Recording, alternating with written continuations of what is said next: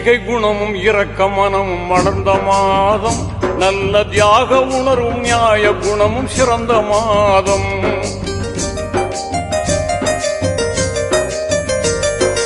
ஈகை குணமும் இரக்க மனமும் வளர்ந்த மாதம், நல்ல தியாக உணர்வும் நியாய குணமும் சிறந்த மாதம். வாகை சூழும் புராணை தந்த மாதம், இந்த வையகமே வியக்கும் நோன்பு வந்த மாதம். பசி என்பதை யாவருக்கும் உணர்த்து மாதம்.